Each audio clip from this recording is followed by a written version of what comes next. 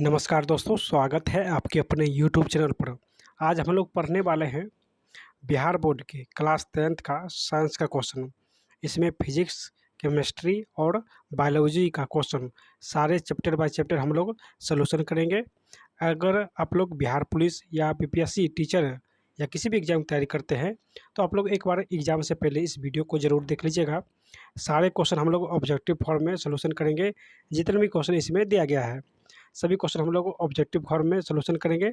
तो अगर आप लोग किसी भी एग्ज़ाम की तैयारी करते हैं, अभी वर्तमान में जो है बिहार पुलिस का एग्ज़ाम होने वाला है, उसमें जो है इस बार 9th और 10th का सिलेबस दिया गया है, तो उसके लिए ये रामबाण साबित होगा। तो आप लोग एग्ज़ाम से पहले एक बार ज़रूर देख लीजिएगा। हम लोग इस पूरे वीडियो में फिजिक्स, केमिस्ट्री और बायोलॉजी का सारे चैप्टर का ऑब्जेक्टिव एक ही वीडियो में हम लोग सॉल्यूशन करेंगे। अगर आप लोग अभी तक इतिहास का वीडियो नहीं देखे हैं, जो कि लगभग 500 क्वेश्चन का ऑब्जेक्टिव फॉर्म था, इसका मास्टर वीडियो अपलोड है, वो आप लोग एक बार ज़रूर जाके देख लीजिएगा। आज हम लोग साइंस का क्वेश्चन देखेंगे, तो चलिए स्टार्ट करते हैं। उससे पहले अभी तक इस वीडियो को आप लोग लाइक नहीं किए तो सभी लोग एक लाइक कर दीजिएगा, और नए हैं तो चैनल को सब्सक्राइब कर लीजिएगा। सभी लोग चैनल को सब्सक्राइब करना मत भूलिएगा, ताकि नेक्स्ट वीडियो का नोटिफिकेशन जैसे ही आए, उस जैसे ही अपलोड हो वीडियो, उसका नोटिफिकेशन आपको मिल जाए। तो सभी लोग चैनल को सब्सक्राइब कर लीजिएगा। और इसका पीडीएफ अगर आप लोग लेना चाहते हैं तो हमारे टेलीग्राम ज्वाइन कर सकते हैं, या अदर भी सारे बुक है। अगर इसमें से किसी भी बुक का पीडीएफ चाहिए तो आप हमारे टेलीग्राम ज्वाइन कर सकते हैं। चलिए, आज हम लोग सॉल्यूशन करेंगे साइंस के क्वेश्चन एनसीईआरटी का।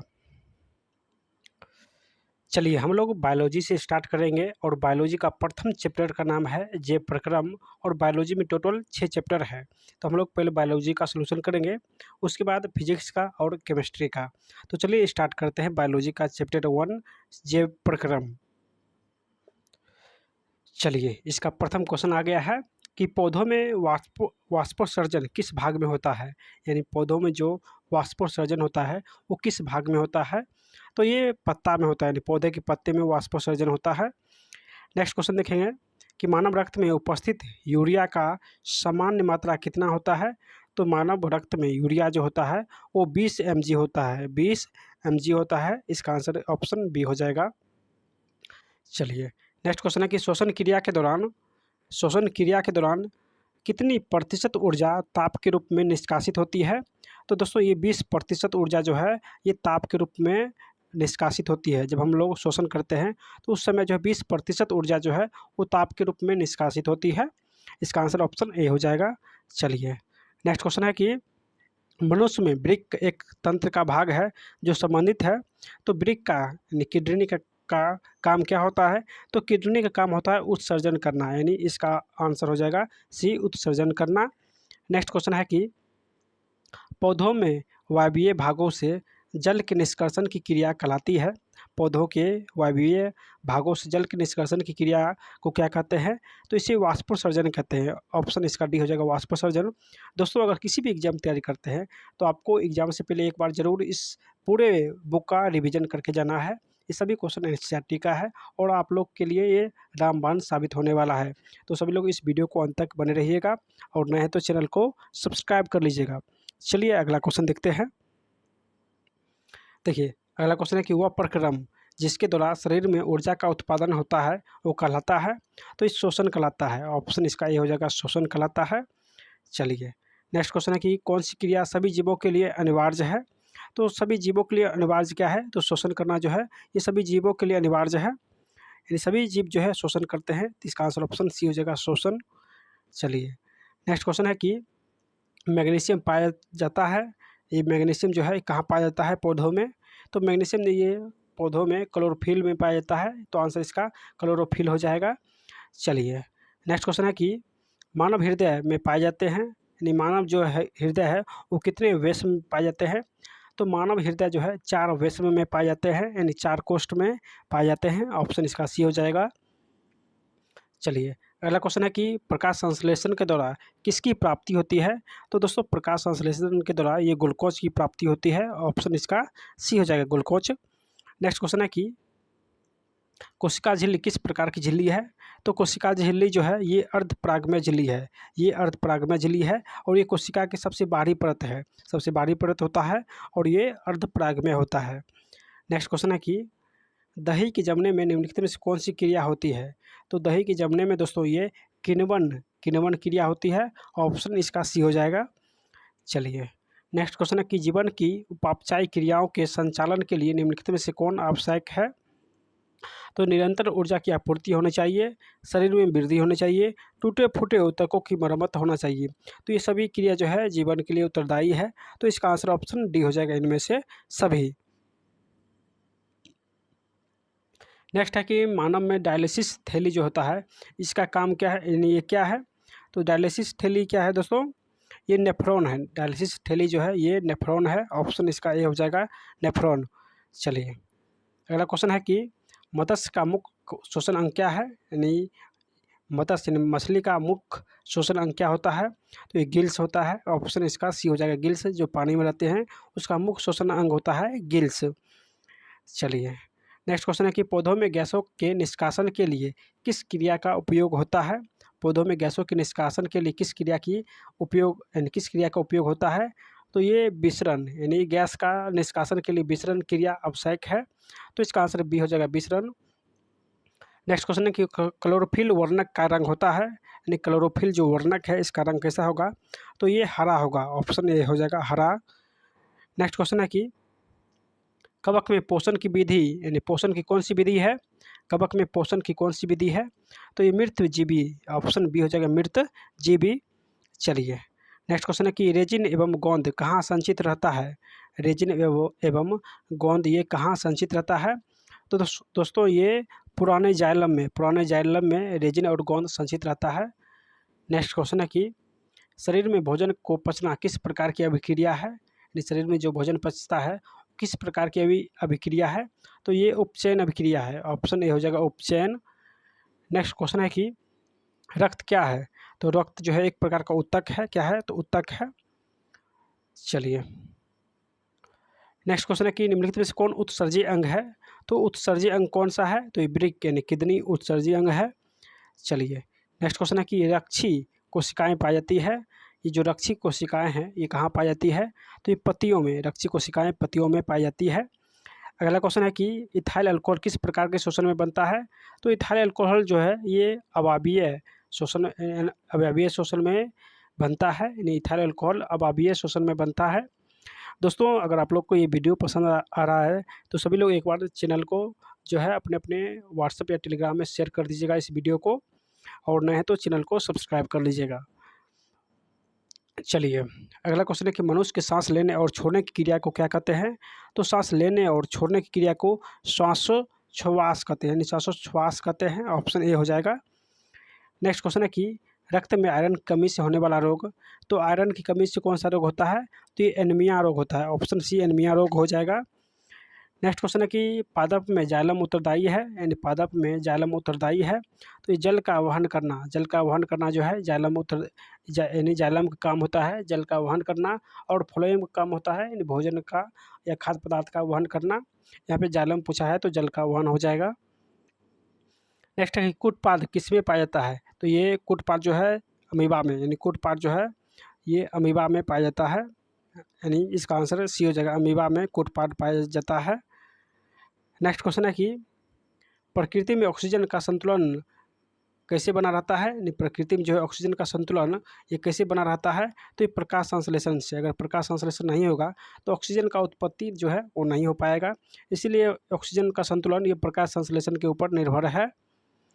नेक्स्ट क्वेश्चन है कि स्टोमाटा पौधे के किस अंग में पाया जाता है? तो स्टोमाटा जो है ये पौधे के पत्ती में पाया जाता है। कहाँ? तो ये पौधे के पत्ती में पाया जाता है। अगला क्वेश्चन है कि मानव हृदय का औसतन प्रकुचन दाब कितना है? तो प्रकुचन दाब जो है ये 120 mmHg है, 120 mmHg है।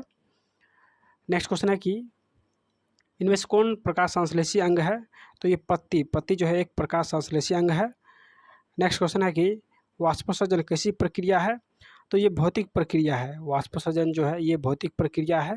ऑप्शन इसका बी हो जाएगा। नेक्स्ट क्वेश्चन है कि शरीर में भोजन का पचना किस प्रकार की अभिक्रिया है?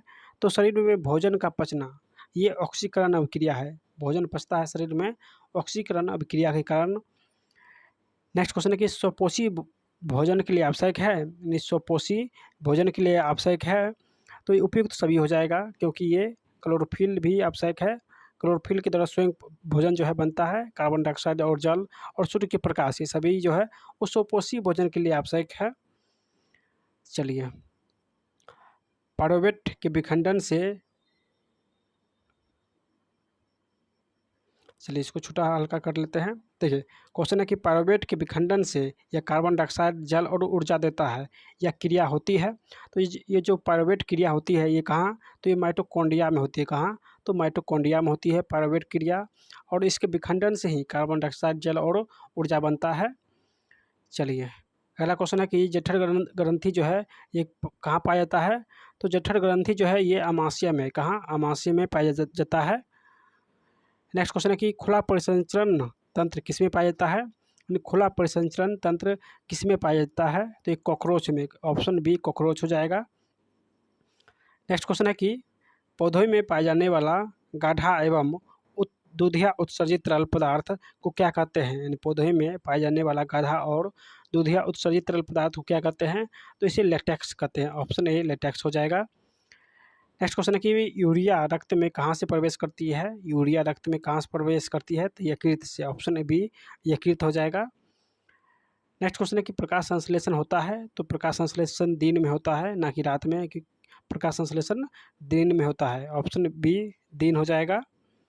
चलिए, पादप में फ्लोएम जो है यानी फ्लोएम संवाहक होता है, तो ये भोजन के लिए यानी फ्लोएम में काम होता है भोजन का संवाहक करना, यानी पूरे पौधे में पहुंचाना, ऑप्शन इसका ए हो जाएगा। चलिए, प्रकाश संश्लेषण क्रिया में ऑक्सीजन बाहर निकलता है, यानी प्रकाश संश्लेषण क्रिया में ऑक्सीजन बाहर निकलता है, तो ये जल से, ऑक्सीजन कहाँ से निकलता है बाहर, तो ये जल से बाहर निकलता है। चलिए, रक्त में हल्के पीले रंग के चिपचिपा द्रव को क्या कहते हैं, रक्त में हल्के पीले रंग के चिपचिपा द्रव को प्लाज्मा कहते हैं, क्या कहते हैं, तो इसे प्लाज्मा कहते हैं। प्रकाश संश्लेषी अंगक है, तो ये हरित लवक जो है प्रकाश संश्लेषी अंगक है। नेक्स्ट क्वेश्चन है कि वृक्क के संरचनात्मक एवं क्रियात्मक इकाई को कहते हैं, तो नेफ्रॉन कहते हैं, इसे नेफ्रॉन कहते हैं। नेक्स्ट क्वेश्चन है कि मनुष्य के शरीर की सबसे बड़ी ग्रंथि, तो सबसे गरीब यानी सबसे बड़ी ग्रंथि जो है मनुष्य शरीर के, ये लीवर जो है यानी यकृत जो है सबसे बड़ी ग्रंथि है। स्वपोषी भोजन के लिए आवश्यक नहीं है, तो दोस्तों ये क्लोरोफिल आवश्यक होता है, सूर्य प्रकाश और जल आवश्यक होता है, ये ऑक्सीजन पोषण के लिए आवश्यक नहीं होता है, तो ऑप्शन ए जो है ये गलत दिया गया है। चलिए, इनमें किसके द्वारा अमीबा में भोजन अंतर्ग्रहण होता है, तो इसे एक कुटपाद होना चाहिए, तो कुटपाद ही है, यानी किसके द्वारा अमीबा में भोजन अंतर्ग्रहण होता है, तो ये कुटपाद के द्वारा, ऑप्शन ए हो जाएगा कुटपाद। चलिए, नेक्स्ट है कि पौधों में श्वसन क्रिया के अंतर्गत एटीपी यानी एडीपी के टूटने से कितनी ऊर्जा मुक्त होती है, तो श्वसन क्रिया के अंतर्गत एडीपी के टूटने से जो है दोस्तों कितनी ऊर्जा मुक्त होती है, तो इसमें से हो जाएगा इनमें से कोई नहीं, ऑप्शन इसका डी हो जाएगा, इनमें से कोई नहीं। 38 एटीपी ऊर्जा जो है उत्पन्न होता है। रक्त का थक्का बनाने में सहायक होता है, तो ये रक्त बिंबाणु जो है रक्त के थक्का बनाने में सहायक होता है। चलिए, पाचन क्रिया पूर्ण होती है, तो पाचन क्रिया छोटी आंत में पूर्ण होती है, कहाँ, तो छोटी आंत में पूर्ण होती है। नेक्स्ट क्वेश्चन है, चलिए नेक्स्ट क्वेश्चन है कि छोटी आंत की दीवार में पाई जाने वाली ग्रंथियों के स्राव को कहते हैं, तो दोस्तों इसे यानी आंतररस कहते हैं और सक्स एंटीरिकस कहते हैं, आंतरस या सक्स एंटीरिकस कहते हैं, तो इसका आंसर ऑप्शन डी हो जाएगा, ए और बी। नेक्स्ट है कि एक वयस्क मनुष्य के कितने दांत होते हैं, तो एक वयस्क मनुष्य के टोटल 32 दांत होते हैं और 20 दांत जो है दोबारा आते हैं, और टोटल 32 दांत होते हैं। मछली के हृदय में कितनी कोष्ठ होती है, तो मछलियों के हृदय में कोष्ठों की संख्या तो 2 होता है, और मनुष्य में 4 और मछली में 2 कोष्ठ होता है। चलिए, स्वाद कलिकाएँ जो है वो पाई जाती है, तो जीभ के ऊपरी भाग में स्वाद कलिका पाई जाती है, यानी जीभ के ऊपरी भाग में स्वाद कलिकाएँ पाई जाती है। चलिए, अगला क्वेश्चन देखते हैं, अमाशय के अग्रभाग को कहते हैं, तो अमाशय के अग्र वाला जो भाग होता है उसे कॉर्डियक यानी कॉर्डियक कहते हैं, कॉर्डियक हो जाएगा। नेक्स्ट क्वेश्चन है कि मुख्य गुहा के पिछला भाग को क्या कहते हैं? तो मुख्य गुहा के पिछला भाग को गर्सनी कहते हैं। ऑप्शन इसका ए हो जाएगा, गर्सनी। नेक्स्ट है कि कौन सजीव के मुख्य लक्षण है? तो सजीव के मुख्य लक्षण मतलब शोषण करना, ये सजीव का मुख्य लक्षण होता है। यानी सजीव है तो शोषण करेगा, अगर शोषण नहीं कर रहा है तो निर्जीव है। तो इसका आंसर ऑप्शन बी हो जाएगा। चलिए अगला क्वेश्चन देखते हैं। छोटी आंत और बड़ी आंत के जोड़ पर पाई जाने वाली एक छोटी नालीनुमा रचना को क्या कहते हैं? तो इसे सिक्कम कहते हैं। यानी छोटी आंत और बड़ी आंत के जोड़ पर पाई जाने वाली छोटी नालीनुमा रचना ये सिक्कम होती है। ऑप्शन इसका ए हो जाएगा, सिक्कम। नेक्स्ट है कि छोटी आंत में भोजन के पाचन में निम्नलिखित में से किस रस की भूमिका होती है? तो ये पित्तरस, अग्नाशय रस और आंतरस, ये सभी रस का जो है भूमिका होती है। तो इसका आंसर ऑप्शन डी हो जाएगा। चलिए अगला क्वेश्चन है कि अमाशय में अधपच्य भोजन के लिए यानी अधपच्य भोजन के लिए की तरह के स्वरूप को कहते हैं?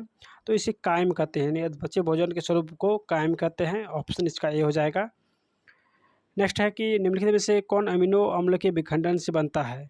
तो अमीनो अम्ल के विखंडन से दोस्तों ये अमोनिया बनता है। अमीनो अम्ल के विखंडन से अमोनिया बनता है। चलिए अगला क्वेश्चन है कि स्वपोषी पोषण के लिए आवश्यक है? स्वपोषी पोषण के लिए आवश्यक है तो ये क्लोरोफिल, सूर्य प्रकाश, जल और कार्बन डाइऑक्साइड, ये सभी आवश्यक होता है। ऑप्शन इसका डी हो जाएगा। नेक्स्ट क्वेश्चन है कि चायल का अवशोषण होता है? यानी चायल जो है इसका अवशोषण होता है तो ये इलियम में चायल का अवशोषण होता है। नेक्स्ट क्वेश्चन है कि मनुष्य के आहारनाल की कौन सी रचना अवशेषी अंग है? यानी मनुष्य के आहारनाल की कौन सी रचना अवशेषी अंग है? तो ये अपेंडिक्स, ऑप्शन बी हो जाएगा, अपेंडिक्स। चलिए नेक्स्ट, दांत अस्थि क्षय कारण है। इन दांतों का अस्थि क्षय जो है कारण है तो ये मीठी चीज़ का खाना, बैक्टीरिया द्वारा अम्ल निर्माण करना और दांत का सफाई ना करना, ये सभी कारण जो है दांत में अस्थि यानी जो है दांत खराब होने लगता है और क्षय रोग होता है दांत में। यानी मीठा चीज़ खाने से, बैक्टीरिया द्वारा अम्ल निर्माण करने से और दांत का सफाई ना करने से, तो ये सभी कथन सही है। नेक्स्ट है कि डेंटाइन के ऊपर दांतों की सुरक्षा हेतु पाई जाने वाली कठोर परत को क्या कहते हैं? तो कठोर जो परत होता है उसे एनामेल कहते हैं। ऑप्शन इसी ए हो जाएगा, एनामेल। यानी कठोर पदार्थ को जो दांत के ऊपर प्राप्त रहता है उसे एनामेल कहते हैं। नेक्स्ट है कि पैरामीशिया में भोजन अंतग्रहण होता है। पैरामीशिया में भोजन का अंतग्रहण होता है तो ये कोशिका मुख द्वार के द्वारा। ऑप्शन इसका बी हो जाएगा। नेक्स्ट है कि प्रकाश संश्लेषी इकाई है तो ये क्लोरोफिल हो जाएगा। यानी ऑप्शन इसका सी हो जाएगा, प्रकाश संश्लेषी इकाई क्लोरोफिल होता है। चलिए नेक्स्ट, प्रकाश संश्लेषण प्रक्रिया का मुख्य उत्पाद क्या है? तो ये ऑक्सीजन हो जाएगा। यानी प्रकाश संश्लेषण प्रक्रिया के कारण ये ऑक्सीजन का निर्माण होता है।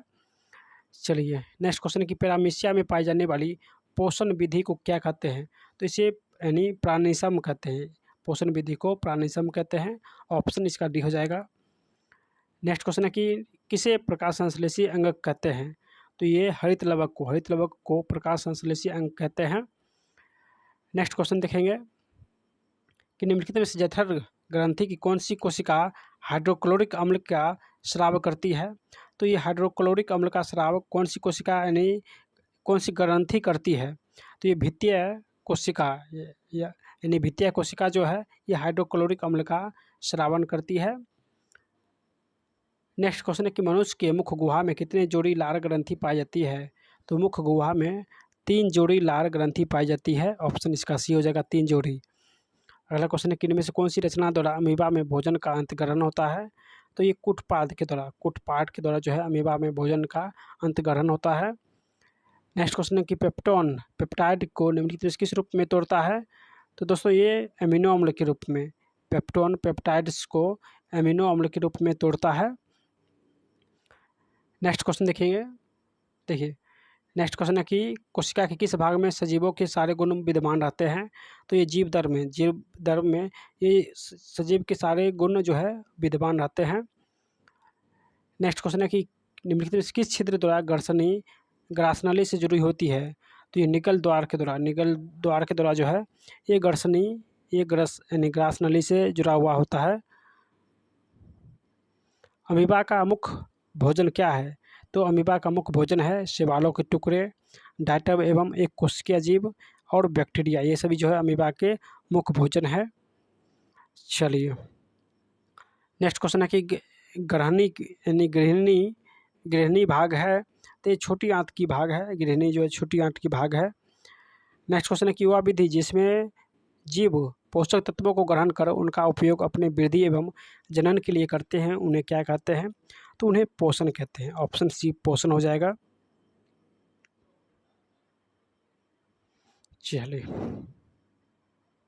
चलिए नेक्स्ट चैप्टर का नाम है नियंत्रण एवं समन्वय। नियंत्रण एवं समन्वय चैप्टर है और इसका प्रथम क्वेश्चन है, देखिए इसका प्रथम क्वेश्चन आ गया है कि प्रथम क्वेश्चन है कि हार्मोन स्रावित होता है। हार्मोन जो है ये स्रावित होता है तो ये अंतःस्रावी ग्रंथि से हार्मोन स्रावित होता है।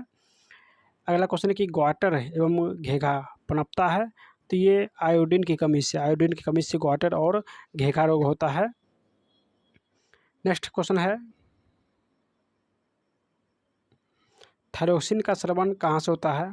तो ये थायरोक्सिन का जो स्रावन होता है ये थायरॉयड ग्रंथि हो जाएगा। नेक्स्ट क्वेश्चन है कि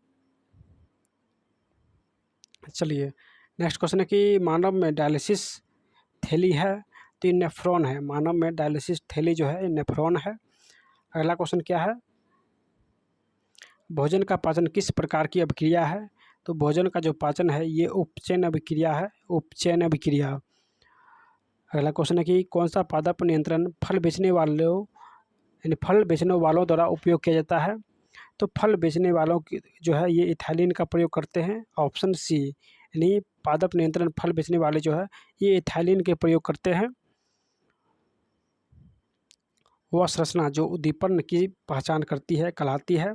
तो जो उद्दीपन की पहचान करती है वो गराही कहलाती है। जो उद्दीपन की पहचान करती है वो गराही कहलाता है। नेक्स्ट क्वेश्चन है कि कौन सी एक अंतःस्रावी और बाह्यस्रावी ग्रंथि इन दो प्रकार की है? तो अंतःस्रावी और बाह्यस्रावी ये दोनों प्रकार की ग्रंथि कौन सी है? तो ये अग्नाशय है। ऑप्शन ए अग्नाशय हो जाएगा। कौन सी अंतःस्रावी ग्रंथि वृक्क के दोनों ओर ऊपर स्थित होता है? यानी कौन सी अंतःस्रावी ग्रंथि वृक्क के दोनों ओर ऊपर स्थित होता है? तो ये एड्रेनल हो जाएगा। ऑप्शन डी एड्रेनल, यानी ये वृक्क के दोनों ओर ऊपर स्थित होता है। जीवों में ध्वनि ग्रहण करने के लिए संवेदी अंग कौन सा है? तो संवेदी अंग जो है ये श्रवणग्राही यानी श्रवणग्राही है। ऑप्शन इसका सी हो जाएगा। चलिए अगला क्वेश्चन क्या है कि वृक्क के ऊपर स्थित अंतःस्रावी ग्रंथि है। तो वृक्क के ऊपर जो अंतःस्रावी ग्रंथि स्थित होता है ये अधवृक्क ग्रंथि। नेक्स्ट क्वेश्चन है कि अधिकतर पादप नियंत्रक उत्पन्न होते हैं, यानी अधिकतर पादप नियंत्रक उत्पन्न होते हैं तो ये बढ़ते तने के अग्रभाग पर और बढ़ते जड़ के अग्रभाग पर, यानी बढ़ते तने के अग्रभाग पर और जड़ के अग्रभाग पर जो है अधिकतर पादप जो है नियंत्रक उत्पन्न होते हैं। ऑप्शन इसका डी हो जाएगा। चलिए बीज रहित फलों के बनने को कहते हैं, बीज रहित फल के बनने को अग्र प्रभाव यानी प्रभाविकता कहते हैं। ऑप्शन इसका सी हो जाएगा। नेक्स्ट क्वेश्चन है कि निम्नलिखित में से कौन सा पादप हार्मोन है, यानी कौन सा पादप हार्मोन है? तो ये साइटोकाइनिन जो है ये पादप हार्मोन है। ऑप्शन इसका डी हो जाएगा। नेक्स्ट क्वेश्चन है कौन फल पकाने के लिए प्रयुक्त होता है? तो फल पकाने का काम जो है ये जिबरेलिन्स हार्मोन करता है। जिबरेलिन्स हार्मोन फल के पकाने का काम करता है और फूल खिलाने में ऑक्सीजन हार्मोन का काम होता है। नेक्स्ट है कि दो तंत्रिका कोशिका के मध्य खाली स्थान को क्या कहते हैं?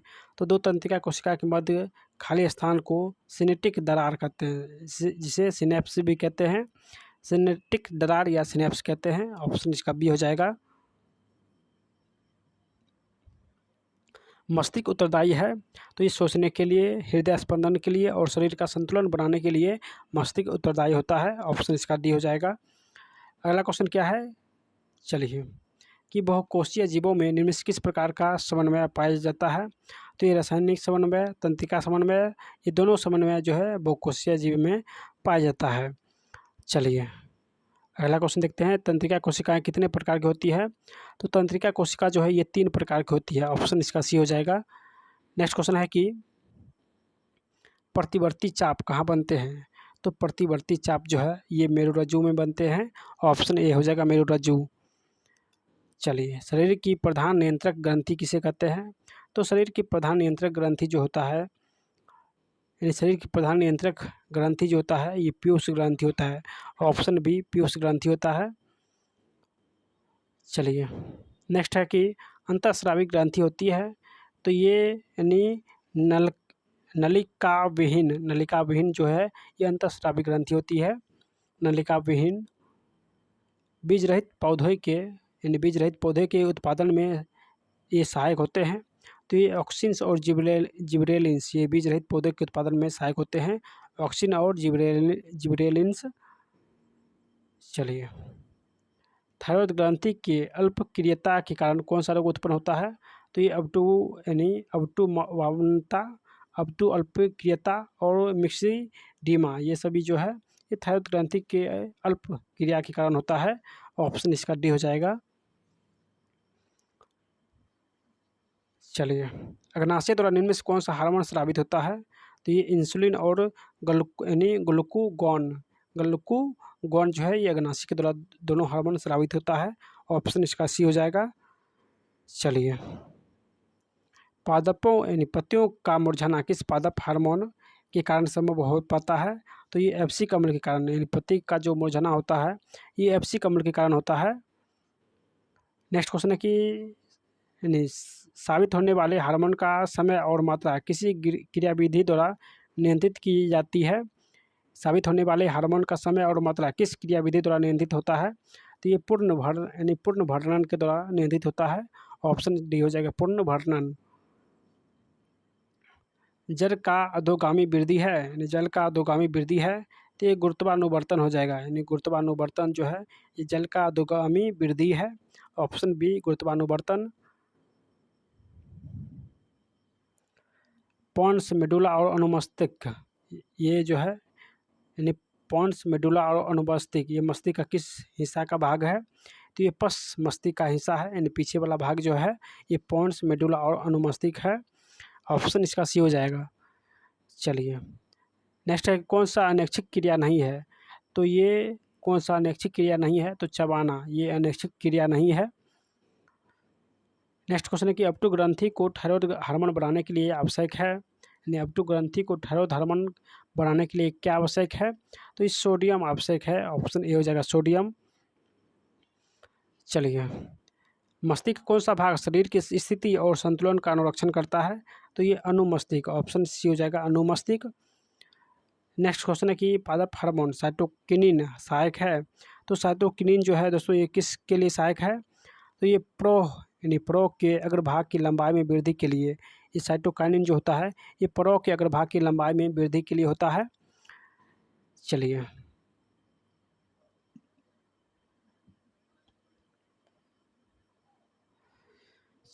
नेक्स्ट क्वेश्चन है कि अनुकुंचन गति किस पौधे पर प्रमाणित की जाती है? तो अनुकुंचन गति जो है ये छुई मुई पौधे पर जो है प्रमाणित की जाती है, यानी इसको छूने पर जो है पौधे मुरझा जाती है, ऑप्शन इसका ए हो जाएगा छुई मुई। नेक्स्ट क्वेश्चन है कि वृक्क किस तंत्र का भाग है? तो वृक्क उत्सर्जन का भाग है, ऑप्शन इसका सी हो जाएगा। चलिए नेक्स्ट है कि इंसुलिन की कमी के कारण कौन सा रोग होता है? तो इंसुलिन की कमी के कारण जो है ये मधुमेह रोग होता है, ऑप्शन डी हो जाएगा मधुमेह रोग। नेक्स्ट क्वेश्चन है कि खोपड़ी के अग्र सिरे पर स्थित न्यूरॉन को शरीर के विभिन्न भागों से प्राप्त होता है, तो इस संकेत प्राप्त होता है, यानी खोपड़ी के अग्र सिरे से न्यूरॉन के शरीर के विभिन्न भागों से संकेत प्राप्त होता है, ऑप्शन इसका सी हो जाएगा। नेक्स्ट क्वेश्चन है कि अपटू ग्रंथि को थायराइड हार्मोन बनाने के लिए आवश्यक है? अपटू ग्रंथि को थायराइड हार्मोन बनाने के लिए आवश्यक है, तो ये आयोडीन हो जाएगा, ऑप्शन डी आयोडीन। चलिए नेक्स्ट क्वेश्चन है कि लीडिंग कोशिकाएं कहाँ मिलती है? तो ये विरसन में, लीडिंग कोशिकाएं विरसन में मिलती है। नेक्स्ट क्वेश्चन है कि ऑक्सिन पादप हार्मोन पौधे के किस क्रिया में सहायक करता है? तो ऑक्सिन जो पादप हार्मोन है ये पौधों के वृद्धि करने के लिए आवश्यक होता है? तो ऑप्शन ए हो जाएगा वृद्धि। चलिए अगला क्वेश्चन है कि तंत्र का भाग है, तो ये मस्तिष्क का भाग है, रीढ़ का भाग है और रज्जु का भाग है। ये सभी तंत्र का भाग है, तो ऑप्शन इसका डी हो जाएगा। नेक्स्ट क्वेश्चन है कि एस्ट्रोजन, प्रोजेस्टेरोन और हार्मोन्स ये सभी स्रावित होता है, तो ये कहाँ स्रावित होता है? तो एस्ट्रोजन, प्रोजेस्टेरोन और रिलैक्सिन हार्मोन ये सभी महिलाओं में पाया जाता है, और महिलाओं में क्या होता है? तो अंडाशय होता है, और ये सभी अंडाशय से स्रावित होता है। यानी एस्ट्रोजन, प्रोजेस्टेरोन और रिलैक्सिन हार्मोन ये अंडाशय से स्रावित होता है, और ये सभी महिलाओं का हार्मोन है। नेक्स्ट क्वेश्चन है कि इनमें से कौन सा मादा हार्मोन यानी मादा जनन हार्मोन है? तो मादा जनन हार्मोन कौन सा है? तो प्रोजेस्टेरोन, एस्ट्रोजन, एस्ट्रेडियोल जो है ये सभी, यानी प्रोजेस्टेरोन, एस्ट्रोजन और एस्ट्रेडियोल जो है ये सभी मादा जनन हार्मोन है। ऑप्शन इसका डी हो जाएगा। नेक्स्ट है कि कुछ जानवर जुगाली करते हैं, तो जुगाली क्यों करते हैं?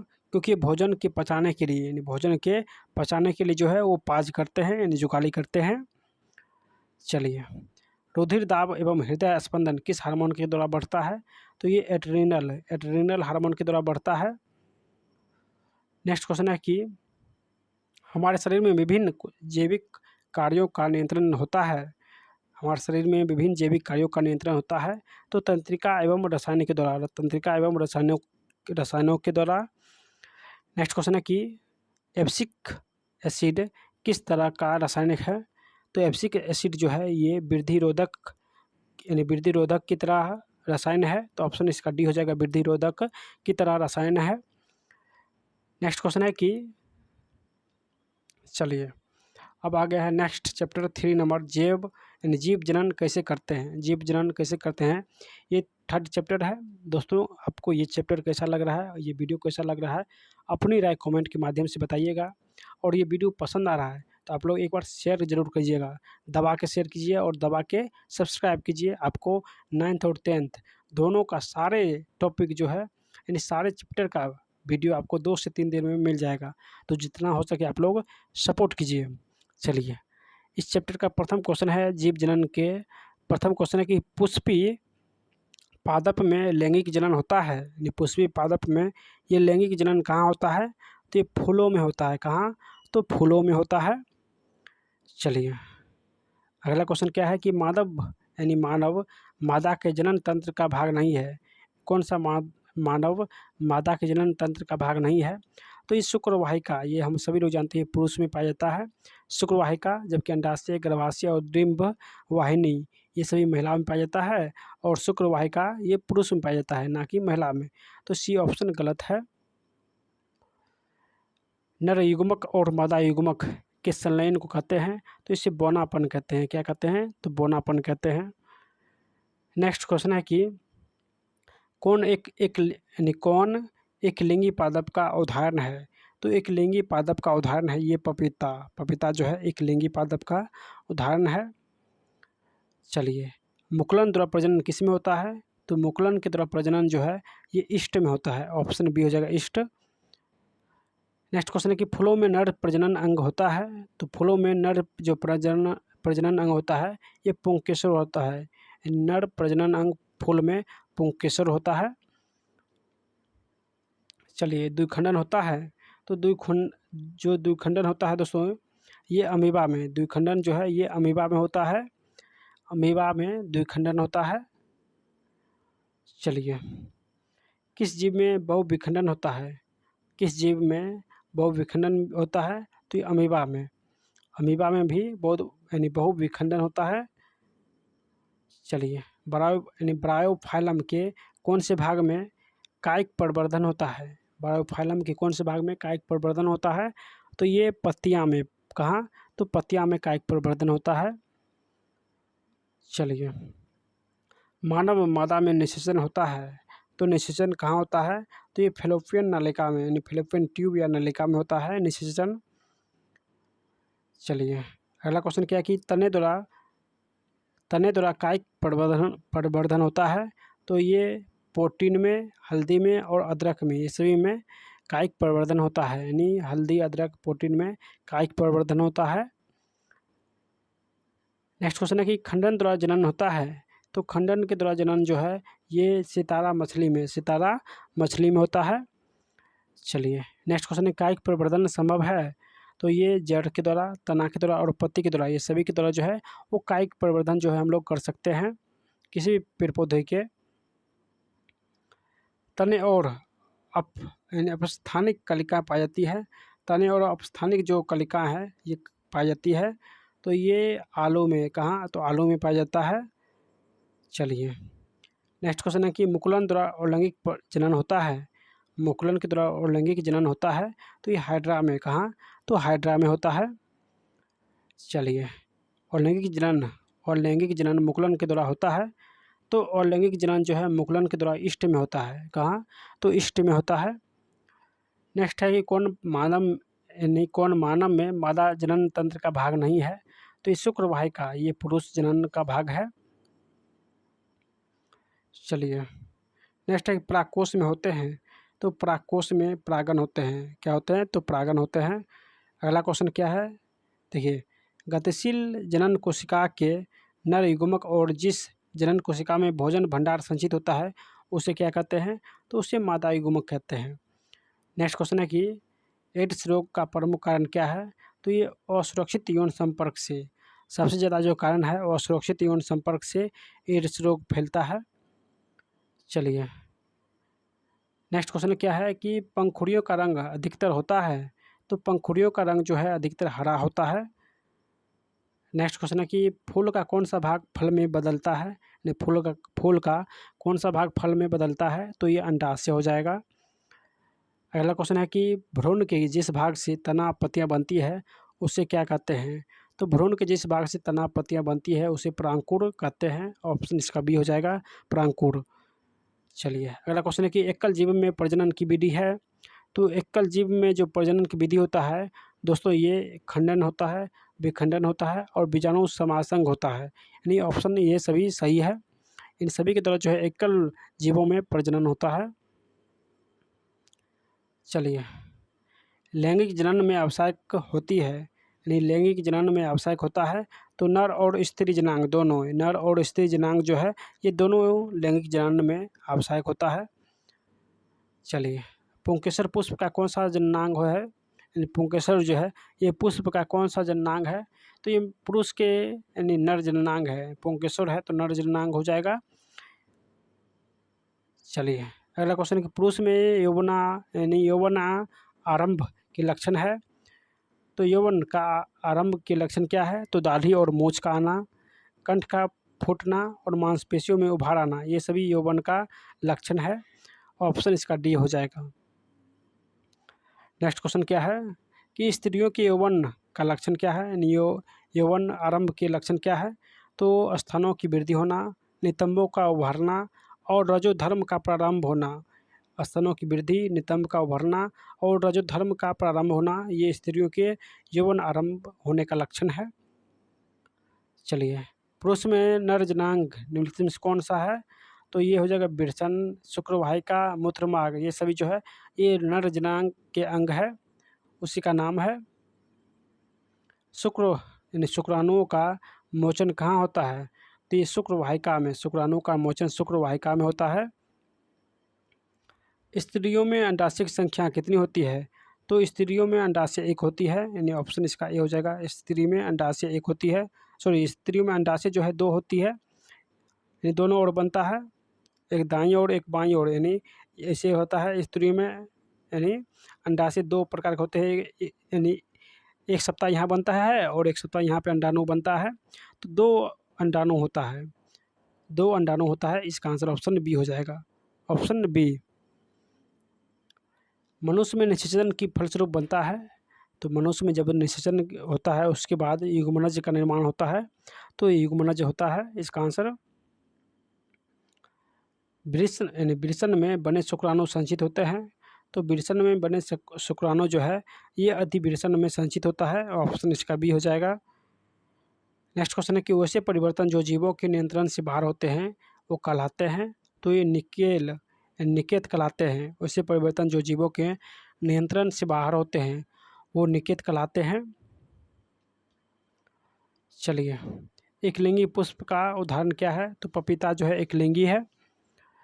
नेक्स्ट क्वेश्चन है कि मानव जनन अंग किस आयु में परिपक्व या क्रियाशील होता है? मानव जनन अंग किस आयु में परिपक्व या क्रियाशील होता है?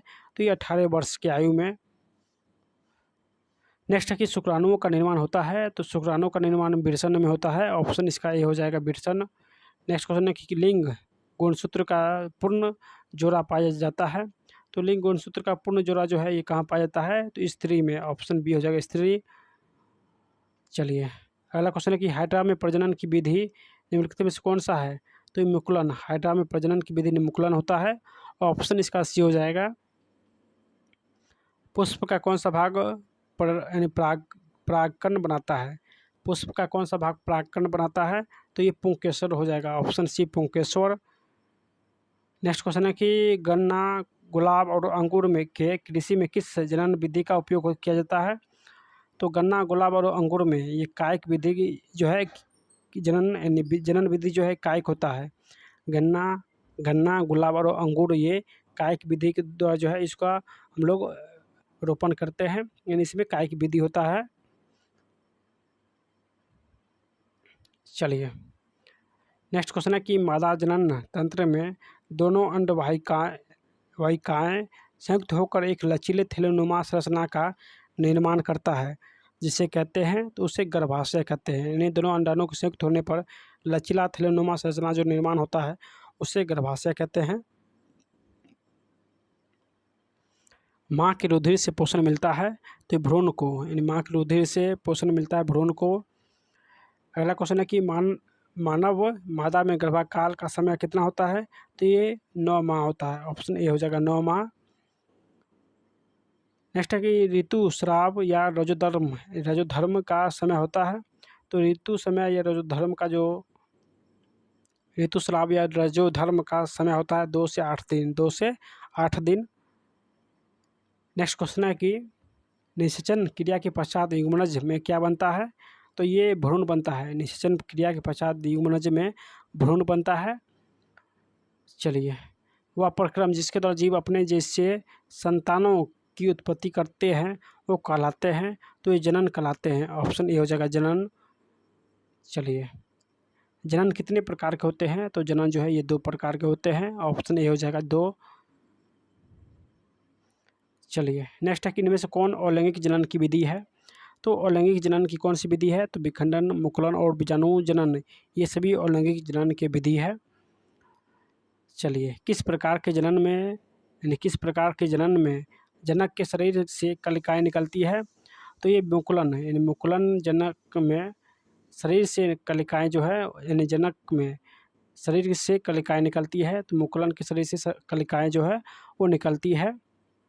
मुकुल प्रजनन में परागकोश में पाए जाते हैं, तो परागकोश में परागन पाए जाते हैं। अगला क्वेश्चन क्या है कि स्त्री केसर के आधारीय भाग को कहते हैं? तो स्त्री केसर के आधारीय भाग को दोस्तों क्या कहते हैं?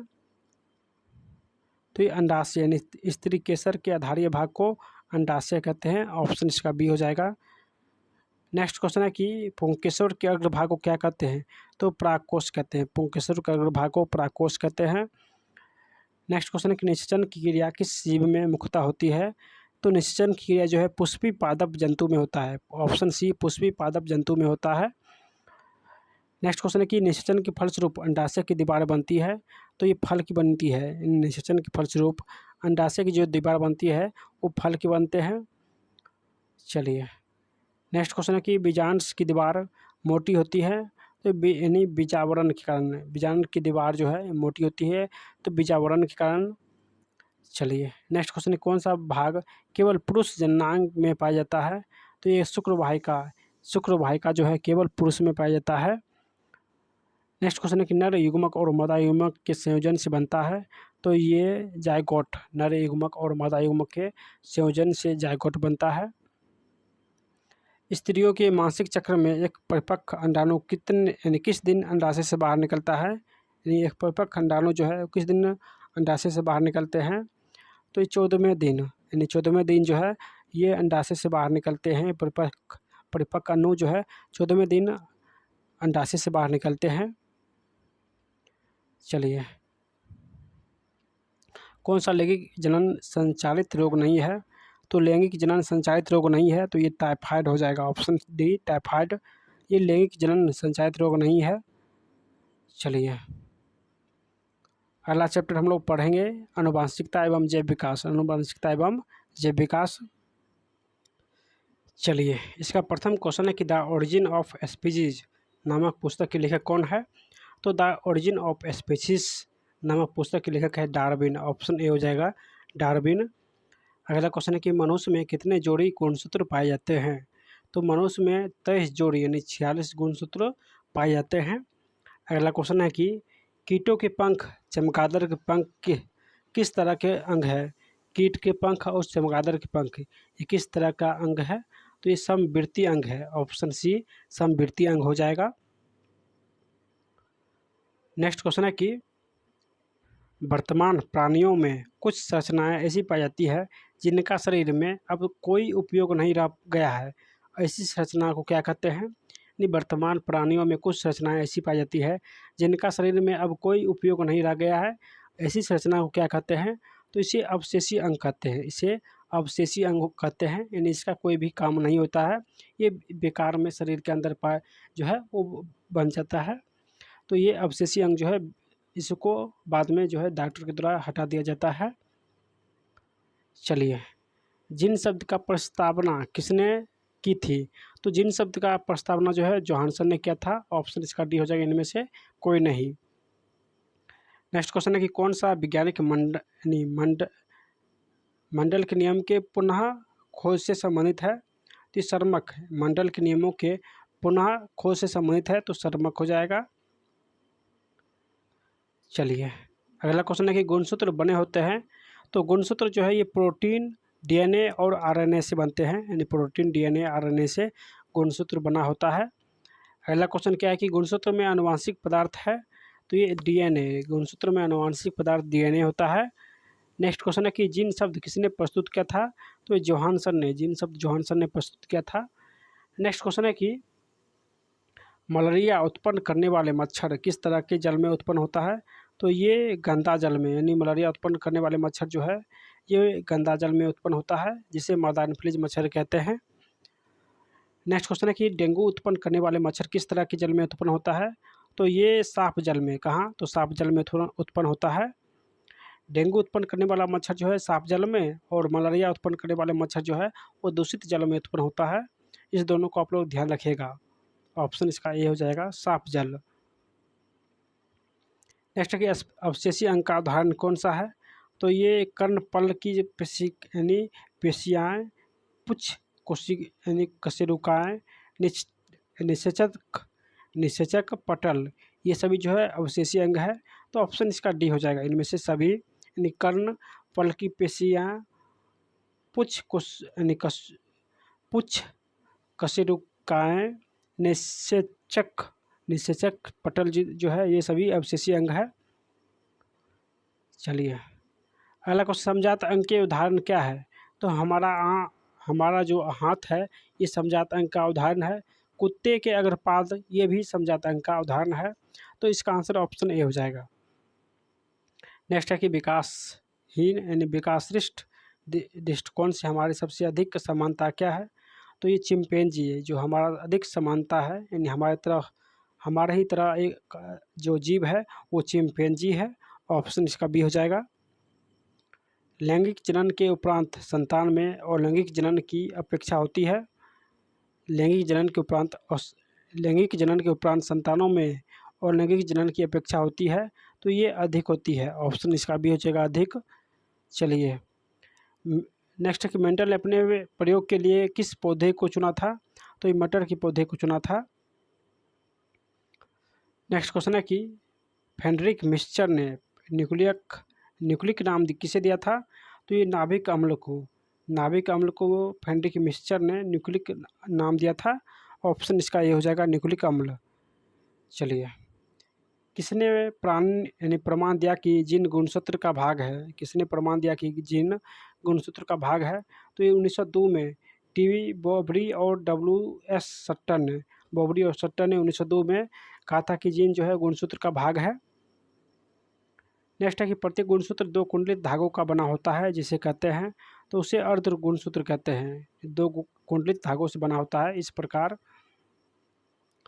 प्रकार देखिए, इस प्रकार बना होता है, तो इसे क्या कहते हैं, तो अर्ध गुणसूत्र कहते हैं। ऑप्शन ए हो जाएगा।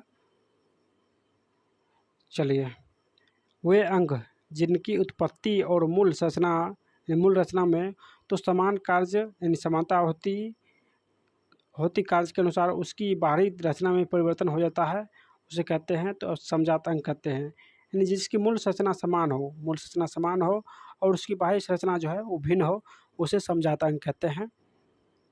चलिए, शरीर में भोजन का पाचन किस प्रकार की अभिक्रिया है, तो ये उपचयन, भोजन का पचना उपचयन है। मेंडल ने अपने प्रयोग के लिए कितने विलक्षणी लक्षण का अध्ययन किया था, तो ये 5 विलक्षणी लक्षण का अध्ययन किया था। ऑप्शन बी हो जाएगा 5। नेक्स्ट क्वेश्चन है कि एकल संकर क्रॉस के फलस्वरूप लंबे और नाटे पौधे का अनुपात कितना होता है, तो ये 3:1 होता है। ऑप्शन बी हो जाएगा 3:1। देखिए, अगला क्वेश्चन है कि द्विसंकर क्रॉस के फलस्वरूप उत्पन्न पौधे का फिनोटाइप अनुपात होता है, तो 9:3:3:1। ऑप्शन बी हो जाएगा। यानी ये द्विसंकर क्रॉस के फलस्वरूप उत्पन्न पौधे का फिनोटाइप अनुपात 9:3:3:1 यानी 93:31 होता है। स्त्रियों में लिंग गुणसूत्र होता है, तो XY पुरुष में होता है और स्त्री पूछा है तो XX हो जाएगा। यानी इसका आंसर ऑप्शन ए हो जाएगा। स्त्री में XX और पुरुष में XY होता है। पुरुष में XY हो जाएगा, ऑप्शन इसका बी। चलिए, प्राकृतिक वर्णन द्वारा जैव विकास के सिद्धांत की परिकल्पना किसके द्वारा की गई थी, तो ये डार्विन के द्वारा। यानी प्राकृतिक वर्णन द्वारा जैव विकास का सिद्धांत का परिकल्पना जो है डार्विन ने किया था। नेक्स्ट क्वेश्चन है कि मनुष्य का वैज्ञानिक नाम, तो होमोसेपियंस, ऑप्शन सी हो जाएगा होमोसेपियंस। नेक्स्ट क्वेश्चन है कि मानव का उद्भव कहाँ हुआ था, तो मानव का उद्भव जो है ये अफ्रीका में हुआ था। कहाँ, तो अफ्रीका में हुआ था। नेक्स्ट क्वेश्चन है कि चमगादड़ एवं पक्षी के पंख किस प्रकार के अंग का उदाहरण है, तो ये समरूप अंग का उदाहरण है। ऑप्शन इसका ये हो जाएगा। चलिए, प्राकृतिक वर्णन द्वारा जैव विकास इस सिद्धांत के जनक कौन थे, तो जैव विकास के सिद्धांत जो है यानी प्राकृतिक वर्णन द्वारा जैव विकास के सिद्धांत का जनक डार्विन था। ऑप्शन इसका बी हो जाएगा, डार्विन।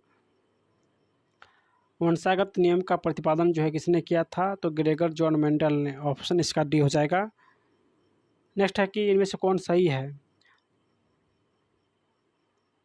तो डीएनए का जो फुल नाम होता है डीऑक्सी राइबो न्यूक्लिक एसिड हो जाएगा। Option B, deoxyribonucleic acid, ये डीएनए का फुल फॉर्म नाम होता है। अगला क्वेश्चन क्या है कि कान के निचले हिस्से को कहते हैं, तो कर्णपाली कहते हैं निचले हिस्से को।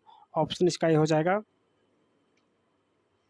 जैव विकास का सर्वप्रथम किसने समझाया था, तो जैव विकास को लेमार्क ने समझा था। यानी सबसे पहले लेमार्क ने परिभाषा दिया था जैव विकास का। नेक्स्ट क्वेश्चन है विभिन्नताएं कितने प्रकार की होती है, तो विभिन्नताएं जो है 2 प्रकार की होती है। ऑप्शन बी हो जाएगा 2 प्रकार।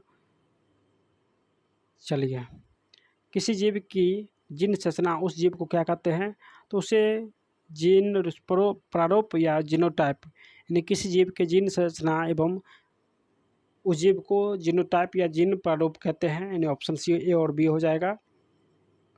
नेक्स्ट है कि जीन प्रारूप तथा वातावरणीय दशाओं द्वारा निर्धारित वैसे आनुवंशिकता लक्षण या विशेषक जो स्पष्ट रूप से दिखाई देते हैं वो कहलाता है, तो इसे लक्षण प्रारूप या फिनोटाइप कहते हैं। ऑप्शन इसका सी हो जाएगा। ग्रेगर जॉन मेंडल व्यक्तिगत जीवन में क्या थे, तो ये पादरी थे। ऑप्शन इसका सी हो जाएगा, पादरी। नेक्स्ट क्वेश्चन क्या है, देखिए, मेंडल ने जनक पीढ़ी को किस लेटर से सूचित किया था, तो ये पी से सूचित किया था। ऑप्शन ए हो जाएगा, पी। नेक्स्ट क्वेश्चन है कि किसी भी प्रजाति विशेषज्ञ के एक समिष्ट या आबादी में स्थित समस्त जीन उस आबादी को कहलाता है, तो जीन कोष कहलाता है। यानी ऑप्शन बी हो जाएगा, जीन कोष। नेक्स्ट क्वेश्चन है कि जाति उद्भवन उन जीवों में होता है जिसमें लैंगिक जनन होता है। यानी जाति उद्भवन उस जीव में होता है जिसमें लैंगिक प्रजनन होता है, यानी लैंगिक जनन होता है। चलिए अगला क्वेश्चन क्या है कि डीएनए अनुक्रम के तुलनात्मक अध्ययन द्वारा किसी जीव के पूर्वज की खोज कहलाता है। तो ये आणविक यानी आणविक जातिवृत्त कहलाता है। ऑप्शन इसका बी हो जाएगा, आणविक जातिवृत्त। अगला क्वेश्चन क्या है कि आनुवंशिकी का पिता किसे कहते हैं। तो मेंडल, आनुवंशिक पिता मेंडल को कहते हैं। नेक्स्ट है क्वेश्चन है कि किसके मतानुसार जीवों में प्रजनन के द्वारा अधिक से अधिक संतान उत्पन्न करने की क्षमता होती है। तो ये मेंडल के द्वारा, यानी मेंडल ने कहा था कि प्रजनन के दौरान जो है अधिक से अधिक संतान उत्पन्न करने की क्षमता होती है, ये मेंडल ने कहा था। चलिए अगला क्वेश्चन है डीएनए में कितने प्रकार के नाइट्रोजन क्षारक होते हैं। तो डीएनए में 2 प्रकार के नाइट्रोजन क्षारक होते हैं। ऑप्शन ए हो जाएगा। अगला क्वेश्चन है कि पक्षी एवं तितली के पंख ये असमजात अंग होते हैं। तब पक्षी और तितली के पंख जो है ये असमजात अंग है। किसी जीव की जीनी संरचना कहलाता है। तो ये जीन प्रारूप या जीनोटाइप कहलाता है। ऑप्शन इसका बी हो जाएगा। नेक्स्ट क्वेश्चन है कि जीव विज्ञान की वह शाखा जिसके अंतर्गत विभिन्नता एवं आनुवंशिकताएं अध्ययन किया जाता है वो आनुवंशिकी कहलाता है। ऑप्शन इसका डी हो जाएगा, आनुवंशिकी कहते हैं। चलिए अगला क्वेश्चन है कि अफ्रीका के यानी अफ्रीकी मानव का सबसे निकटतम संबंधी तो ये चिंपैंजी हो जाएगा। ऑप्शन ए हो जाएगा, चिंपैंजी। चलिए अगला क्वेश्चन हम लोग देखते हैं। अगला चैप्टर का नाम है हमारा पर्यावरण, और इसका प्रथम क्वेश्चन है कि कौन सा जीव अनुक्रमणीय यानी अनुक्रमणीय पदार्थ है। तो ये डीडीटी यानी डीडीटी ये जो है जैव अनुक्रमणीय पदार्थ है। ओजोन परत पाई जाती है। तो ओजोन परत जो है स्ट्रेटोस्फीयर में यानी सबसे निचली परत क्षोभ मंडल होता है और उससे ऊपर समताप मंडल होता है, और ओजोन परत जो है ये स्ट्रेटोस्फीयर में पाया जाता है। नेक्स्ट है कि कौन एक जलीय आहार श्रृंखला है। कौन एक जलीय आहार श्रृंखला है। तो ये शैवाल से जलीय कीट हो जाएगा और जलीय कीट से मछली हो जाएगा। ये जो है शैवाल को जो है ये जलीय कीट खाता है और जलीय कीट को मछली खाता है। तो ये आंसर ऑप्शन इसका बी हो जाएगा, ये जलीय आहार का श्रृंखला है। जैसे हम लोग जो है घास को बकरी खाते हैं और बकरी को शेर खाते हैं। तो ये जो है ये स्थलीय आहार है और ये जलीय आहार है। इस दोनों को आप लोग ध्यान रखिएगा। प्रथम ऑप्शन स्थलीय आहार और सेकंड ऑप्शन जो है वो जलीय आहार है, यानी शैवाल को जलीय कीट खाता है और जलीय कीट को जो है ये मछली खाता है। नेक्स्ट है कि निम्न से किसे आप उपभोक्ता की श्रेणी में रखेंगे। तो उपभोक्ता की श्रेणी में दोस्तों ये जंगली जानवर को रखेंगे। ऑप्शन इसका सी हो जाएगा। चलिए कौन एक जैविक प्रक्रम के द्वारा अपघटित होने वाला पदार्थ है। तो ये सूखे घास पत्ते ये जैव प्रक्रम के द्वारा जो है अपघटित होने वाला पदार्थ है। नेक्स्ट है कि हरे पौधे कहलाते हैं। तो ये उत्पादक कहलाते हैं। ऑप्शन ए हो जाएगा, उत्पादक। नेक्स्ट क्वेश्चन है कि इनमें मुर्दाखोर है। तो ये सभी चील, सियार, कौवा ये सभी जो है मुर्दाखोर है। नेक्स्ट क्वेश्चन है कौन अजैव निम्नीकरण है। तो अजैव निम्नीकरण है ये प्लास्टिक, यानी प्लास्टिक अजैव है। चलिए कौन सा पर्यावरण के जैविक घटक नहीं है। तो ये वायु, ये पर्यावरण के जैविक घटक नहीं है। कौन सा जैव यानी अनिम्नीकरण प्रदूषक है। अनिम्नीकरण प्रदूषक है कौन सा जैव। तो ये प्लास्टिक जो है यानी अनिम्नीकरण प्रदूषक है प्लास्टिक। प्रकृति में ऊर्जा का मुख्य स्रोत। तो ये सूर्य, प्रकृति में ऊर्जा का मुख्य स्रोत सूर्य हो जाएगा। अगला क्वेश्चन है कि कौन स्थलीय परितंत्र नहीं है। तो एक यानी एक्वेरियम जो है ये थलीय परितंत्र नहीं है। एक्वेरियम जो है थलीय परितंत्र नहीं है। चलिए अगला क्वेश्चन क्या है, CFC। तो क्लोरोफ्लोरोकार्बन कहते हैं CFC को। नेक्स्ट क्वेश्चन है कि मृत शरीर को पचाने वाली जीव को कहते हैं। तो इसे अपघटक जीव कहते हैं, यानी मृत शरीर को पचाने वाले जीव को अपघटक जीव कहते हैं। नेक्स्ट है कि वनों की अधिक कटाई का परिमाण क्या है। तो ये कम वर्षा, यानी भूस्खलन, भूमि अपरदन तथा बाढ़ ये सभी वन की अधिक कटाई का कारण है। जैव वातावरण में शामिल है। तो जंतु, पौधे और मनुष्य। जीव वातावरण में शामिल है जंतु, पौधे और मनुष्य। नेक्स्ट क्वेश्चन है कि वैसे जीव जो पौधे एवं जंतु दोनों का भक्षण करते हैं वो सर्वभक्षी कहलाता है, सर्वभक्षी कहलाता है। नेक्स्ट क्वेश्चन है कि जीवाणु एवं कवक होते हैं तो अपघटक होते हैं। जीवाणु और कवक जो है ये अपघटक होते हैं। सौर ऊर्जा जीवमंडल में निम्न से किसके द्वारा प्रवेश करती है? तो हरे पौधे के द्वारा। सौर ऊर्जा जीवमंडल में हरे पौधे के द्वारा प्रवेश करते हैं। अगला क्वेश्चन है कि ओजोन परत महत्वपूर्ण है क्योंकि वो अवशोषित करते हैं, तो पराबैंगनी किरण को अवशोषित करते हैं। ऑप्शन इसका बी हो जाएगा। चलिए, प्रत्येक परितंत्र होता है तो ये यानी गत्यात्मक तंत्र, प्रत्येक परितंत्र गत्यात्मक तंत्र होता है। नेक्स्ट है कि पर्यावरण मुख्य रूप से कितने घटक का बना होता है? तो ये 2 घटक का बना होता है पर्यावरण। अगला क्वेश्चन है कि परितंत्र के जैविक घटक की श्रेणियाँ निम्न में से कौन सा है? तो ये उत्पादक होता है, उपभोक्ता होता है और अपघटक होता है। यानी परितंत्र के जैविक घटक ये उत्पादक, उपभोक्ता और अपघटक होता है। यानी ऑप्शन इसका डी हो जाएगा। नेक्स्ट है कि ऑक्सीजन सभी प्रकार के वायवीय जीवों के लिए आवश्यक है, जबकि ओजोन एक डैश है। तो ओजोन जो है ये घातक विष है, ओजोन एक घातक विष है। नेक्स्ट, कृत्रिम परितंत्र का उदाहरण है तो बगीचा और खेत ये कृत्रिम परितंत्र का उदाहरण है। नेक्स्ट, ओजोन परत पाया जाता है तो वायुमंडल के ऊपरी सतह पर। ओजोन जो है ये वायुमंडल के ऊपरी सतह पर पाया जाता है। चलिए, कौन से समूह में केवल जैव निम्नीकरण पदार्थ है? यानी किस समूह में केवल जैव निम्नीकरण या पदार्थ है? तो ये घास, पुष्प और चमड़ा ये जो है जैव निम्नीकरण पदार्थ है। चलिए, कौन आहार श्रृंखला का निर्माण करता है? यानी कौन आहार श्रृंखला का निर्माण करता है? तो घास, बकरी और मानव ये जो है आहार श्रृंखला का निर्माण करता है। नेक्स्ट क्वेश्चन है कि वन पारिस्थितिकी तंत्र में हिरण होते हैं तो हिरण ये प्राथमिक उपभोक्ता होता है। यानी हिरण जो है ये प्राथमिक उपभोक्ता है। जीवमंडल में ऊर्जा का एकमात्र स्रोत, तो सूर्य प्रकाश जो है जीवमंडल का, यानी जीवमंडल में ऊर्जा का एकमात्र स्रोत है सूर्य का प्रकाश। घास थली परितंत्र में उत्पादक है तो ये घास हो जाएगा। यानी घास थली परितंत्र में उत्पादक घास है। नेक्स्ट है कि ओजोन के अणु में ऑक्सीजन के कितने परमाणु होते हैं? तो ऑक्सीजन के 3 परमाणु होते हैं। चलिए, अपघटक का उदाहरण तो एक कवक जो है एक अपघटक है। नेक्स्ट है कि चिपको आंदोलन का मुख्य उद्देश्य संरक्षित करना था, तो ये वृक्ष का संरक्षण करना होता है।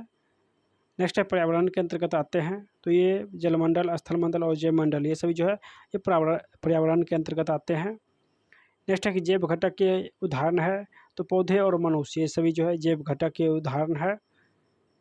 चलिए, उत्पादक पर निर्भर रहने वाले जीव, तो उत्पादक पर निर्भर रहने वाले जीव जो है ये उपभोक्ता है। ऑप्शन ए हो जाएगा उपभोक्ता। अगला क्वेश्चन है कि उपभोक्ताओं को कितने श्रेणी में बांटा गया है?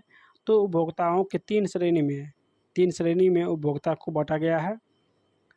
नेक्स्ट है कि कौन सर्वाहारी जीव है? तो ये हो जाएगा मनुष्य और तिलचट्टा ये दोनों जो है सर्वाहारी जीव है। ऑप्शन इसका डी हो जाएगा। सूक्ष्म उपभोक्ता जीव कौन सा है? तो ये जीवाणु और कवक ये दोनों सूक्ष्म उपभोक्ता जीव है। चलिए, इनमें से कौन वन आहार श्रृंखला बनाता है? तो घास, हिरण और बाघ ये वन, यानी घास, हिरण और बाघ जो है ये वन आहार श्रृंखला बनाता है। सूर्य के द्वारा निगला हुआ पराबैंगनी किरण कहाँ अवशोषित होता है?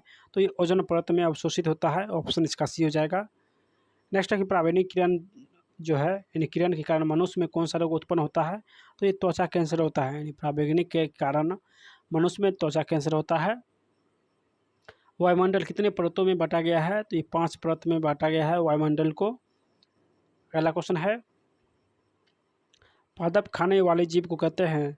तो इसे शाकाहारी कहते हैं। पादप खाने वाले जीव को शाकाहारी कहते हैं। इनमें से कौन मानव निर्मित जैव जो है वो निम्नकरणीय है?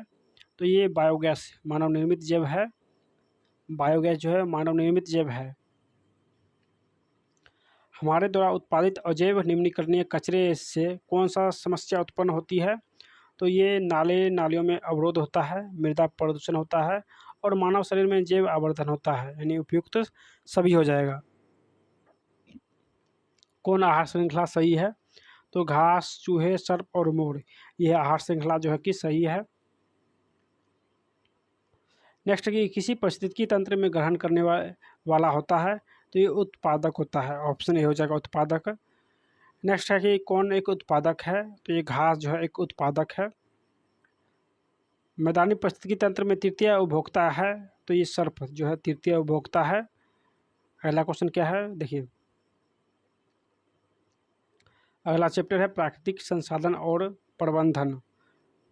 चलिए इसको हम लोग सॉल्यूशन करते हैं। चलिए इसका प्रथम क्वेश्चन है कि निम्नलिखित साधनों में से किन्हें संपोषित रूप में से उपयोग करने की आवश्यकता है? तो ये कोयला, पेट्रोल और वन, इसे जो संपोषित रूप से उपयोग करने की आवश्यकता होती है, यानी उपयुक्त सभी हो जाएगा। अगला क्वेश्चन क्या है कि विश्व में कितने प्रतिशत भाग में जल पाया जाता है? तो ये 70%, यानी 70 और 30 है, 70 और 30 है। वैसे तो 71 और 29 है, लेकिन प्रतिशत में एक दो ऊपर नीचे से कोई दिक्कत है नहीं, यदि 70% जो है जल पाया जाता है और 30% जो है वो स्थल पाया जाता है। तो इसका आंसर ऑप्शन सी हो जाएगा। निम्न में सबसे ऊंचा बांध, तो ये टिहरी बांध, सबसे ऊंचा टिहरी बांध जो कि भगीरथी नदी पर स्थित है। अगला क्वेश्चन है कि गंगा नदी का लंबाई, तो 2500 गंगा नदी का लंबाई है। चलिए टिहरी बांध का निर्माण जो है किस प्रदेश में हुआ? तो उत्तराखंड में, भगीरथी नदी पर उत्तराखंड में हुआ। अगला क्वेश्चन है कि उभयलिंगी जंतु कौन नहीं है? तो ये केचुआ उभयलिंगी है, कृमि भी उभयलिंगी है, हाइड्रा भी, जबकि मछली उभयलिंगी नहीं है, ये मत्स्य वर्ग में आते हैं। प्राकृतिक चयन का सिद्धांत जो है ये डार्विन ने दिया था। किसने? तो डार्विन ने। अगला क्वेश्चन क्या है कि प्रकृति में पाए जाने वाला सबसे महत्वपूर्ण और जैविक संसाधन निम्न में से कौन सा है? तो प्रकृति में पाए जाने वाले सबसे महत्वपूर्ण और जैविक संसाधन जो है ये जल है, ऑप्शन ए हो जाएगा जल। चलिए 200 सेंटीमीटर से अधिक वार्षिक वर्षा वाले क्षेत्र को कहते हैं, तो उसे नम क्षेत्र कहते हैं, ऑप्शन ए हो जाएगा नम क्षेत्र। हिमालय प्रदेश में जो स्थानीय सिंचाई की व्यक्त को किस नाम से जाना जाता है? तो ये कुल्ह, यानी कुल्हा के नाम से जाना जाता है। अगला क्वेश्चन है कि चिपको आंदोलन के अग्रणी नेता कौन थे? तो सुंदरलाल बहुगुणा, चिपको आंदोलन के अग्रणी नेता सुंदरलाल बहुगुणा थे, ऑप्शन ए हो जाएगा। जैव निम्नीकरण अपशिष्ट इनमें से कौन सा है? तो ये मलमूत्र, वहितमल, पेड़ पौधे के मृत शरीर, यानी ये सभी ये जैव निम्नीकरण का अवशिष्ट अंग है, यानी अवशिष्ट भाग है, तो उपयुक्त सभी हो जाएगा। चलिए जैव और निम्नीकरण अवशिष्ट इनमें से कौन सा है? यानी जैव और निम्नीकरण अवशिष्ट कौन सा है? तो सीसा, आर्सेनिक, रेडियो पदार्थ, ये सभी जो है वो जैव और निम्नीकरण अवशिष्ट है।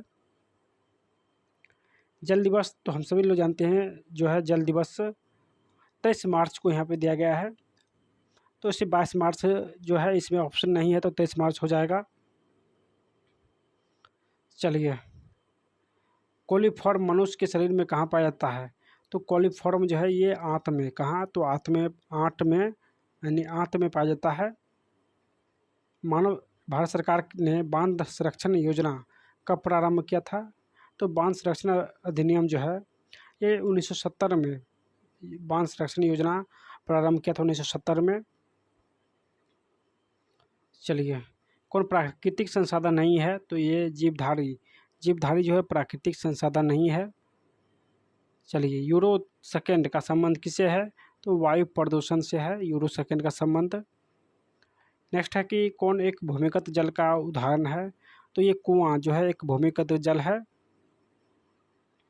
कौन एक उभयलिंगी जंतु है? तो ये केचुआ जो है उभयलिंगी जंतु है। अगला क्वेश्चन है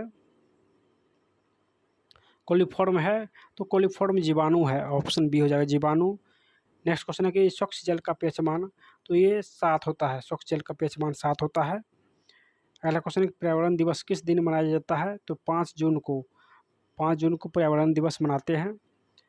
नेक्स्ट क्वेश्चन है कि गंगा कार्य योजना किस वर्ष प्रारंभ हुआ था? तो 1985 में गंगा कार्य योजना प्रारंभ हुआ था। नेक्स्ट क्वेश्चन है कि चिपको आंदोलन किस वर्ष प्रारंभ हुआ था? तो 1970 में। 1970 में चिपको आंदोलन प्रारंभ हुआ था। नेक्स्ट है कि सरदार सरोवर बांध किस नदी पर निर्मित है? तो ये नर्मदा नदी पर। अगला क्वेश्चन है कि साल वृक्ष के वन का लगभग 1272 हेक्टेयर क्षेत्र ग्रामीण द्वारा बहुत फर्स्ट बुरी तरह से निम्नीकरण से होने से बचाया गया। तो ये मिदनापुर में, ऑप्शन ए हो जाएगा मिदनापुर। वनों के संरक्षण के लिए निम्न किन प्रक्रियाओं को नियंत्रित करने की आवश्यकता है? तो ये पेड़ों की अंधाधुंध कटाई, अतिचारण और खनन, ये सभी रोकना आवश्यक है। तो इसका आंसर ऑप्शन डी हो जाएगा, ये उपयुक्त सभी। वे पदार्थ जो जैविक प्रक्रम द्वारा अपघटित हो जाते हैं वे कौन सा है? तो जैव निम्नीकरणीय है। तो ऑप्शन ए हो जाएगा, जो जैविक प्रक्रम के द्वारा अपघटित हो वो जैव निम्नीकरणीय पदार्थ होता है, प्रक्रम होता है। नेक्स्ट, पर्यावरण को बचाने के लिए 3 प्रकार के आर का प्रयोग किया जाता है। ये 3 प्रकार का आर कौन सा है? तो रिड्यूज, रिसाइकल और रीयूज। ये जो है पर्यावरण को बचाने के लिए 3 प्रकार के आर, रिड्यूज, रिसाइकल और रीयूज। ऑप्शन ए हो जाएगा। नेक्स्ट है कि जैव विविधता के विशिष्ट स्थल क्या कहलाते हैं? तो ये जंगल कहलाते हैं। जैव विविधता के विशिष्ट स्थल को जंगल कहते हैं। नेक्स्ट क्वेश्चन, अमृता देवी बिश्नोई का संबंध किस वृक्ष के संरक्षण से है? तो ये खेजड़ी वृक्ष के संरक्षण से है। अमृता देवी बिश्नोई का संबंध खेजड़ी वृक्ष के संरक्षण से है। चलिए नेक्स्ट है कि प्राकृतिक जल मार्ग पर जो डैम कंक्रीट अथवा छोटे कंकड़ से बनाए जाते हैं उसे क्या कहते हैं? तो उसे चेक डैम कहते हैं। जो डैम कंक्रीट या छोटे कंकड़ से बनाते हैं उसे चेक डैम कहते हैं। नेक्स्ट क्वेश्चन है कि कोयला तथा पेट्रोल परंपरागत ईंधन है जो किसके परिवर्तन के कारण उत्पन्न होती है? तो ये केवल प्राणियों के मृत शरीर से, वनस्पति के मृत शरीर से और सागरीय प्राणियों के मृत शरीर से। यानी पेट्रोल जो बनता है वो आदमियों के मृत शरीर से, पेड़ पौधे के यानी सड़ जाने से और प्राणियों के मृत शरीर से। सागरीय प्राणी जो है उसकी मृत शरीर से भी पेट्रोल का निर्माण होता है। निम्नलिखित प्राकृतिक संसाधन है, तो जल जो है प्राकृतिक संसाधन है। चलिए दोस्तों, इसमें हम लोग यानी बायोलॉजी का सारे क्वेश्चन हम लोग 10th का इस वीडियो में कर चुके हैं। 10th का बायोलॉजी का हम लोग सारे क्वेश्चन कर लिए हैं। अब हम लोग केमिस्ट्री और फिजिक्स का क्वेश्चन करने वाले हैं। ये वीडियो आपको कैसा लगा आप लोग कमेंट के माध्यम से ज़रूर देखिएगा। अगर आप लोग फर्स्ट पार्ट देख रहे हैं बायोलॉजी का, इसके बाद आपको केमिस्ट्री और उसके बाद भौतिकी यानी फिजिक्स का भी वीडियो आपको जल्द ही मिलेगा, या तीनों का कंबाइंड करने के बाद एक मास्टर वीडियो मिलेगा जो कि लगभग 3 घंटा का रहने वाला है। तो आप लोग एक बार एग्ज़ाम से पहले ज़रूर देखिएगा और अपनी राय कमेंट के माध्यम से हमें दीजिएगा। अगर रिवीजन के तौर पर अगर आप लोग इसका PDF लेना चाहते हैं तो हमारा टेलीग्राम जो है ज्वाइन ज़रूर कर लीजिएगा। चलिए हम लोग केमिस्ट्री का सॉल्यूशन करते हैं।